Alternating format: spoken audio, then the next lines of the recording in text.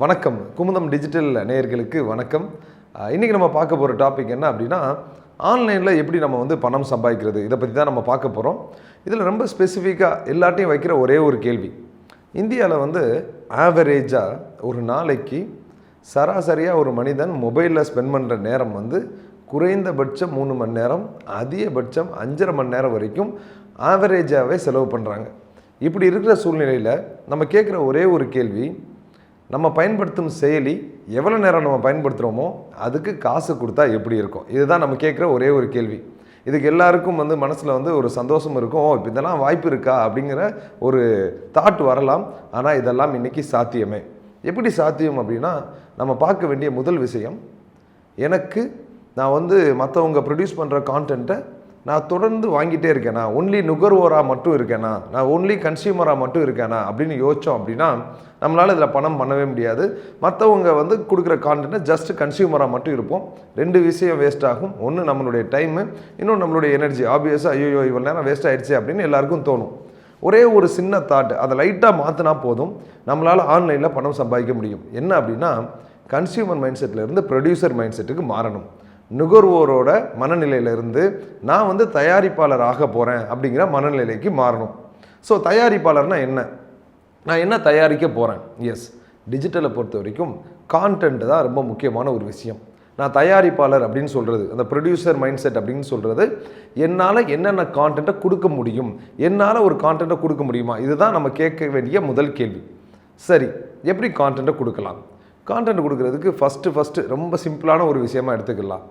YouTube தளங்கள் இருக்குது, Facebook தளங்கள் இருக்குது, இன்ஸ்டாகிராம், இது மாதிரி நிறையா தளங்கள் இருக்குது. யூடியூப்பில் உங்களுக்கு பிடித்த ஒரு விஷயம், அதாவது நீங்கள் எந்த துறையை சேர்ந்தவராக இருக்கலாம். நான் வீட்டிலேருந்து ஆர்ட் அண்ட் கிராஃப்ட் பண்ணுறேன், எனக்கு நல்லா சமைக்க தெரியும், நான் வந்து நிறைய ட்ராவல் பண்ணுவேன், நிறைய உணவு வகைகளை விரும்பி சாப்பிடுவேன், எனக்கு மருத்துவ குணங்கள் உள்ள உணவு எனக்கு ரொம்ப பிடிக்கும், இது மாதிரி எதுனாலும் இருக்கலாம். இதை மாதிரி தொடர்ந்து உங்களுக்கு பிடித்தமான டாபிக் எது உங்களுக்கு அதிகமாக பிடிக்குமோ அந்த சம்பந்தமான டாப்பிக்கில் தினந்தோறும் உங்களால் கான்டென்ட் கொடுக்க முடியுமா? தினந்தோறும் இல்லாட்டியும் வாரத்துக்கு 3 நாள் என்னால் ஒரு கான்டென்ட்டை கொடுக்க முடியுமா? இதுதான் நம்ம வந்து ஃபஸ்ட்டு பார்க்க வேண்டிய விஷயம். இது நீங்கள் ஏற்கனவே ஒரு தொழிலில் இருக்கீங்க, மேபி நீங்கள் வந்து ஒரு இன்சூரன்ஸ் செல் பண்ணலாம், இல்லை டைரெக்டாக சில ப்ராடக்ட்ஸை செல் பண்ணுற நபராக இருக்கலாம்.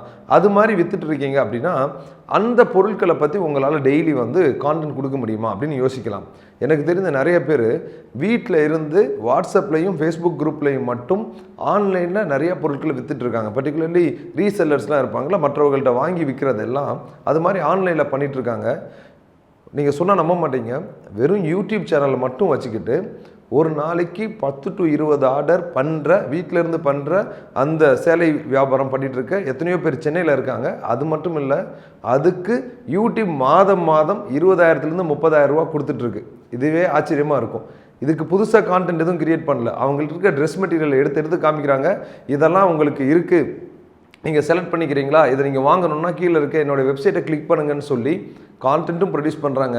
அந்த கான்டென்ட் மூலியமாக அவங்களுடைய பொருளுக்கான மார்க்கெட்டிங் நடக்குது. அது மூலியமாக அவங்களுக்கு minimum 10 to 12 sale per day நடக்குது. மினிமம் 30% ப்ராஃபிட் வச்சுக்கோங்களேன். அதுவே ஒரு நல்ல வருமானமாக இருக்கும் மாதம் முழுவதும். ஃபஸ்ட்டு இது கான்டென்ட். நான் சொன்னப்போ பொருட்களுக்கான கான்டென்ட் இது இல்லை. உங்கள்கிட்ட ஒரு தனிப்பட்ட ஒரு விஷயம் இருக்கலாம். நார்மலாக அந்த இன்சூரன்ஸ் ஏஜென்சி இல்லை ரியல் எஸ்டேட் ஏஜென்ட்ஸ்லாம் என்ன பண்ணுவாங்க அப்படின்னா, அவங்கள பார்க்குற விதமே எப்படி இருக்குன்னா, ஒரு புரோக்கர் அவங்கள்ட்ட இருக்கிறத வந்து செல் பண்ணுறதுக்காக வராங்க. அவங்கள பார்த்தாலே நம்ம பயந்து ஓடுவோம். என்ன ஒரு ரீசன் அப்படின்னா, அவங்கள்ட்ட இருக்க பொருளை விற்றா போதும் அப்படிங்கிற மனநிலை நிறைய நபர்கள்ட்ட இருக்குது. அதில் ஒரு சின்ன ஒரு சேஞ்சு, நான் ஒரு பொருளை விற்க வரல, என்கிட்ட ஒரு நல்ல பொருள் இருக்குது, அந்த பொருளை பற்றின விஷயத்தை இன்னொருத்தட்ட பகிர போகிறேன். அது டேரெக்டாக பகிர்றதோட தொடர்ந்து யூடியூப்பில் கான்டென்ட் கொடுத்துட்டே இருக்க இத்தனையோ இன்சூரன்ஸ் கம்பெனிஸ் இருக்குது, இந்தந்த பாலிசிகள்லாம் இருக்குது. இந்த பாலிசிஸ் உங்களுக்கு பயனுள்ளதாக இருக்கலாம்.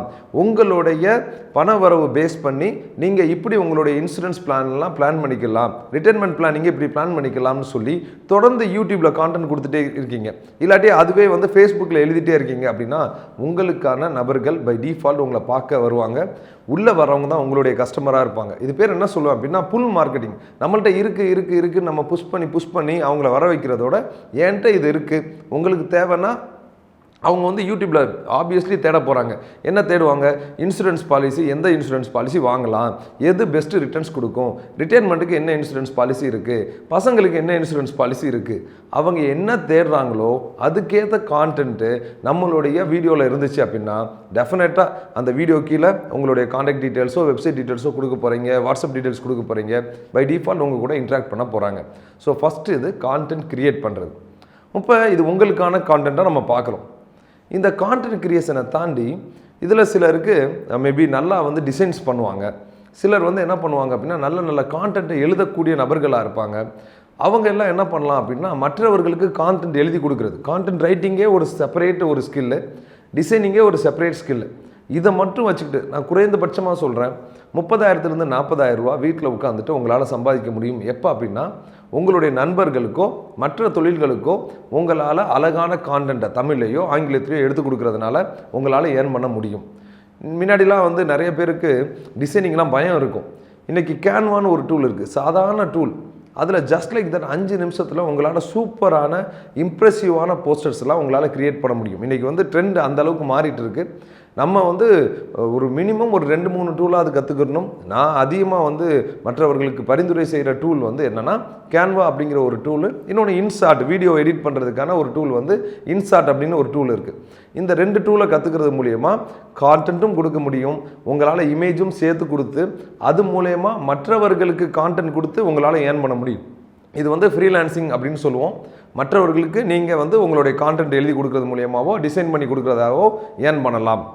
3வது அதுலேயே ஒரு ஆப்ஷன் இருக்குது.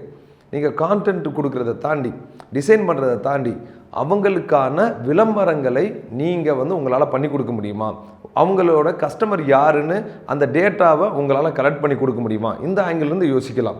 இதுக்கு என்ன பண்ணணும் அப்படின்னா ஃபேஸ்புக்கில் நம்ம முன்னாடி இருக்கிற தளத்தை மறந்து ஃபேஸ்புக்கு பின்னாடி ஃபேஸ்புக் ஆட் மேனேஜர்னு ஒன்று இருக்குது. ஃபேஸ்புக்கில் அட்வர்டைஸ்மெண்ட் மேனேஜர், அது மூலயமா ஒரு குறைந்த முதலீடு, ஒரு நாளைக்கு 200 300 செலவு பண்ணால் அது மூலயமா உங்களுடைய கஸ்டமருக்கு தேவையான லீடு நான் சொல்கிறது நேம், இமெயில் ஐடி, எந்த ஊரில் இருக்காங்க, எந்த லொக்கேஷன் ஸ்பெசிஃபிக்காக, அவங்களுடைய name, data, email ID, phone number இதெல்லாம் வாங்கி கொடுக்குறது மூலயமா அவங்க அந்த கஸ்டமரை கன்வெர்ட் பண்ண வாய்ப்பு இருக்குது. ஸோ ஒரு பிராண்டுக்கு நீங்கள் இது மாதிரி பண்ணி கொடுக்குறப்ப ஒரு மாதம் குறைந்தபட்சம் 20,000 ரூபாயிலிருந்து 50,000 ரூபா வரைக்கும் ஒரு கிளைண்ட்டுக்கு சார்ஜ் பண்ணலாம். என்னென்ன சர்வீசஸ் கொடுக்குறீங்களோ அதை பொறுத்து மாறுபடும்.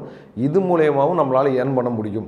அதாவது இது வரைக்கும் நம்ம பார்த்தது ரொம்ப முக்கியமான ஒரு விஷயம் என்னென்னா கான்டென்ட் நம்ம க்ரியேட் பண்ணுறது, நமக்கான ஒரு கான்டென்ட் க்ரியேட் பண்ணுறது. அது யூடியூப்லேயோ இல்லை எழுத்துக்களாக இருந்துச்சுன்னா ஒரு பிளாகோ இல்லாட்டி ஃபேஸ்புக்லேயோ கொடுக்கலாம். மற்றவர்களுக்காக கான்டென்ட் நீங்கள் பண்ணுறது உங்களுக்காக பண்ணாமல் மற்ற பிராண்டுக்காக பண்ணுறது இன்னொரு வகை. 3வது அதுலேயே Facebook add manager, Google add manager, அதில் மற்றவர்களுக்கு விளம்பரம் கொடுக்குற மூலயமா உங்களால் சூப்பராக ஏர்ன் பண்ண முடியும். இது எல்லாமே ஒரு பார்ட் மட்டுமே. இது மாதிரி இன்னும் நிறைய விஷயங்கள் இருக்குது. தொடர்ந்து வர வீடியோவில் அதை பற்றி நம்ம நிறையா பேசுவோம்.